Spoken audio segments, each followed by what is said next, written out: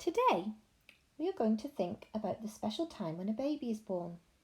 Perhaps you've had a new baby in your family, or maybe you can remember a new baby in a friend's or neighbour's family too. How did those families feel when the new baby was born? How did they celebrate? Do you know how Christian families celebrate the birth of a new baby? They celebrate by having a baptism. And today, Year 1, we're going to find out all about the baby naming ceremony called baptism. First of all, the parents bring the baby to the church for baptism. Mum and Dad have chosen special people to be godparents for the baby. Here are the godparents. Everyone goes to the church to see the baby get baptised. It is a very special day. The vicar pours water on the baby's head from the font. The font is like a big bowl that has this special water that is used in baptisms.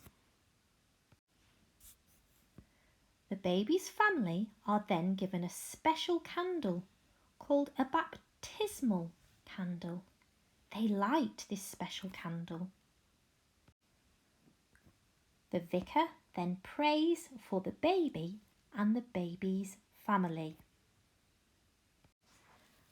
At the end of the baptism, the parents are given a certificate of baptism for the baby, which tells them when the baby was baptised and where the baby was baptised. Okay, Year 1, what I'd like you to do now is to think about all the things you've found out about baptism. You may have noticed some of these things. The baptismal font, the church, and the special baptismal candle.